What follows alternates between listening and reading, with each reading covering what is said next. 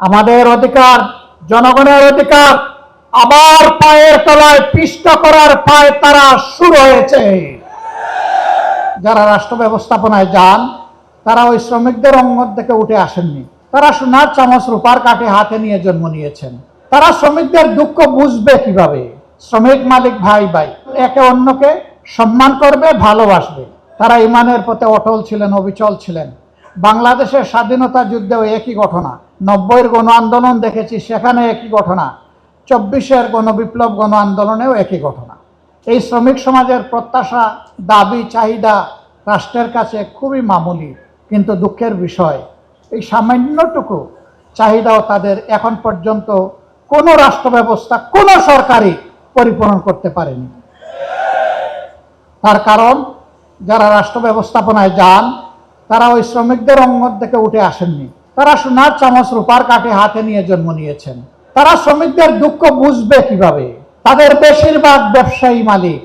ব্যবসায়ী মালিক হওয়া কোনো অপরাধ নয়। ব্যবসায়ী প্রতিষ্ঠান খোলা হবে, মিল, ফ্যাক্টরি, ইন্ডাস্ট্রি চালু হবে, জনগণ সেখানে কর্মসংস্থান খুঁজে পাবে। কিন্তু তারা ওই জনগণকে বেশিরভাগ ক্ষেত্রেই মানবিক মর্যাদাটুকু দিতে ব্যর্থ হয়। তাদের এই নোংরা অ্যাটিটিউডের কারণেই রাষ্ট্রীয় দায়িত্বেও যখন যান তখন একই কাণ্ড কারখানা তারা করেন। শ্রমিকদের প্রতি তারা সম্মান দেখাতে ব্যর্থ হন। আমরা শ্রেণীশত্রু খতম করার ওই স্লোগানে আমরা বিশ্বাসী হই।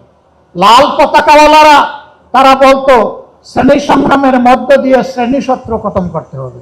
এই শ্রেণীশত্রু কারা? যারা মালিক এবং উদ্যোক্তা তারা। তো মালিক আর উদ্যোক্তা যদি না থাকে তো শ্রমিক কাজ করবে কোথায়? তার কর্মসংস্থান হবে কোথায়? আমরা এখানে সমন্বয় করতে চাই। শ্রমিক মালিক ভাই ভাই একে অন্যকে সম্মান করবে, ভালোবাসবে। অতএব শ্রমিক বাঁচলে মালিক বাঁচবে, শিল্প বাঁচবে। শ্রমিক যদি না বাঁচে শিল্পেরও মৃত্যু হবে। এই দুইটাই বাঁচুক, শুধু বাঁচুক না, এই দুইটাই বিকশিত হোক, সেটাই শ্রমিক কল্যাণের মূল প্রতিপাদ্য। এই সমন্বয়ের দৃষ্টিভঙ্গি নিয়েই শ্রমিক কল্যাণ কাজ করে। হাঁটি হাঁটি পা পা করে শ্রমিক কল্যাণ আজকে এখানে এসে দাঁড়িয়েছে। বিগত নির্বাচনে জাতিকে আমরা বলেছিলাম নেতৃত্ব আমরা তরুণ এবং যুবকদের হাতে তুলে দিতে চাই। সেই শ্রমিক বন্ধুটি ভাইটির ঘর থেকে আগামী দিনের প্রধানমন্ত্রী বের হয়ে আসুক। সেই শিক্ষা, সেই পরিবেশ সরকারকে, রাষ্ট্রকে নিশ্চিত করতে হবে। মুক্তির ময়দানে লড়াই হবে। আমাদের অধিকার, জনগণের অধিকার আবার পায়ের তলায় পিষ্ট করার পায় তারা শুরু হয়েছে।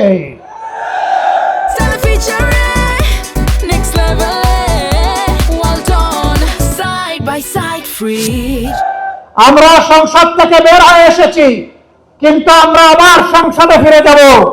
মাঝখানে জনগণকে সাথে নিয়ে জনগণের মুক্তির আন্দোলন আমরা গড়ে তুলব। এই আন্দোলনে জনগণের অধিকারের ব্যাপারে আমরা সরকার কিংবা যে কোনো কর্তৃপক্ষকে ইনশাআল্লাহ চুল পরিমাণ ছাড় দেব না। ইনশাআল্লাহ মুক্তির ময়দানে, আন্দোলনে, জনগণের মুক্তির লড়াইয়ে আবার দেখা হবে রাজপথে।